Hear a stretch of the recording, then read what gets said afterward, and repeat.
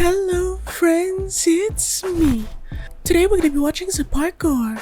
I stand here, what? Oh my god.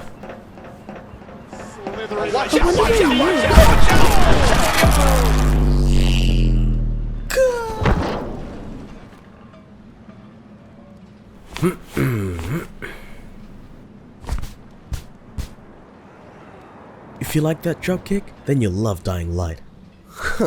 Watch this.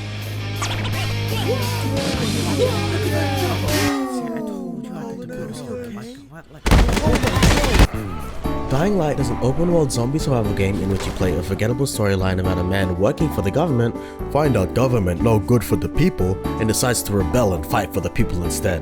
Now with how I'm describing it, you might assume that I'm gonna moist critical your ass and hyperbolize how shit the game is to you. Wrong. Dumb, wrong, and you shouldn't be ashamed of yourself, honestly. No, this game counteracts its undercooked story with its gameplay.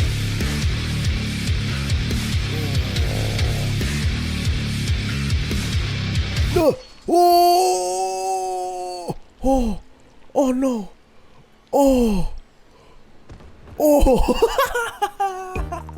In the beginning, you have to traverse around the vast town of Haran with your tiny little baby legs and baby arms, climbing, leaping, and running throughout the streets. And due to your dumb baby limbs, you feel slow. Climbing is monotonous, and added to that fact, being new to the game, you don't know how to move around the streets efficiently. You feel like you're unable to fend for yourself when need be, which, well, matches with the game. Because of your character and who he is in the story, you're literally a government agent. You don't know how to move through the street. The first thing you do when you land is get bit by a zombie.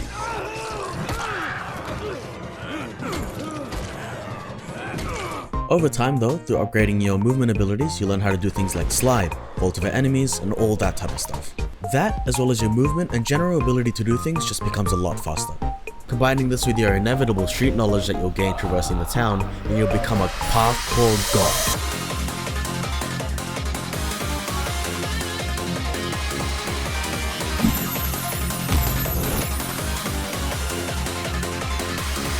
Come on.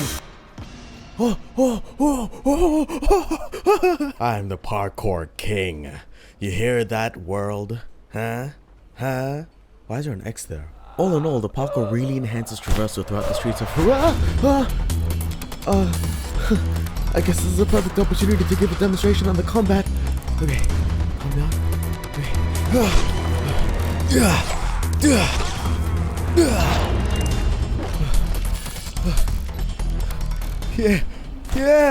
Yeah, that's what you get for messing with me. You know what? Some people would say that the combat by itself is just a hack and slash. Well, it is, but that's not necessarily a bad thing. A good hack and slash is meant to make you feel like you can get through any situation with enough skill, not with enough button mashing. Take into the fact that you have stamina with your swings, and the combat suddenly turns into a game of push and pull with the enemies you're fighting. Micromanaging your stamina whilst trying to keep the enemies at bay is the basic concept of combat. Throw in 3 other zombies and another that runs and screams in your general direction, and you end up with a stressful yet gratifying system of combat. Now you might be asking me, Jay, what's your favorite type of weapon? There's hammers, clubs, knives, machetes, which one? Any slashing weapon. You know why? Dismemberment. Oh my god, when I say that the dismemberment function is the coolest part of the combat in this game, I cannot stress this enough. It's something that you have to feel when you're actually playing. It's not something that you can just feel when you see it. You have to play it yourself. I'm serious. Dismemberment is satisfying because the slashes don't always cut through the enemies every time. Sometimes it'll bounce off and have some give to it, which emphasizes the fact that when it does slice through, it just goes through. And I haven't even scratched the surface when it comes to the combat. There's the upgrades, headstarts, stuns, then there's the craftables, firecrackers, elemental weapons. There's too much packed into the subject that I need a whole ass documentary just to pack it all in. With all that, you've learnt the traversal system and the combat system in this game. Now if you combine them together, wait. This is copyrighted music. So this is just copyrighted, so I just have to sing over this. I don't really know, but wait, is that a man spinning?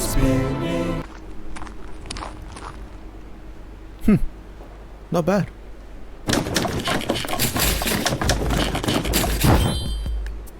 In all seriousness, the combination of parkour and combat gets you into something I like to call the flow state. Now if you get into the flow state, you get to have this beautiful ebb and flow of movement, combat and positional management, making the game almost feel like a run and gun, but 'tis actually a run and slash.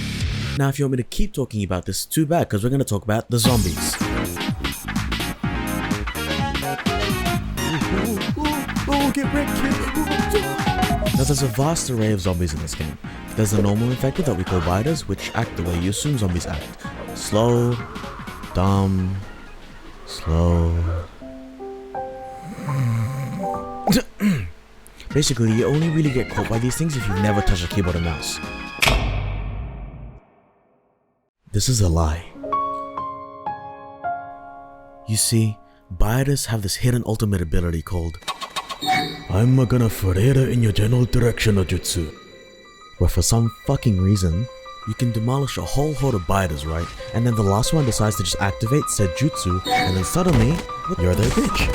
This happened to me more times than I can count, and I can count to like 4 at most. Then there's the newly infected called virals, which sound like an asthmatic kid that ran away from a bully a little too hard and forgot their inhaler, which in theory sounds like it's not that scary. But in practice, sends you into full panic mode. There's the spitters, which shoot their yucky wucky gunk at you. There's the bombers, which I wonder why they're called that. Oh, and there's the baby. We don't talk about the baby. Uh-oh, looks like they followed me. Alright, time to go. There's other subsets of zombies that you'll encounter, but they're either not too important to explain or they're too cool to spoil, so I'd rather you go and experience them yourself. Wait. Oh shit, it's nighttime. No, this is bad. This is really bad. I have to get those safe zones now or else... No. Oh. Hi.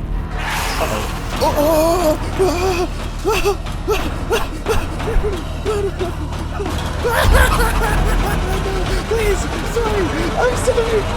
Please. Okay. Oh, hi. Alright. One thing I forgot to talk about. Volatiles. These guys only come out at night. Which thank God they only come out at night because they have the wrath and aggression of the Hulk. And they have the speed and power to show for it. Oh my God. Wait.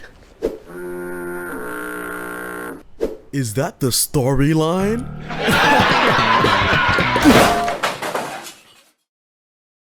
If you still don't think this game is worth copying, then I don't know what to say to you other than what's wrong with you. And fine, I only talked about the very basic concept of the game, and it expands so much more than you can imagine. In fact, let me give you a pros and cons and 80% speedrun on everything before this outro music fades. Things I don't like. The UI is a little unintuitive, I hate the walkie-talkie segments, side missions feel stale. Things I like that I couldn't put in. Map design, animation quality, blood physics, sound design, attention to detail, a whole other map section, DLC that just expands the game on a whole. Oh, and I haven't even talked about grappling.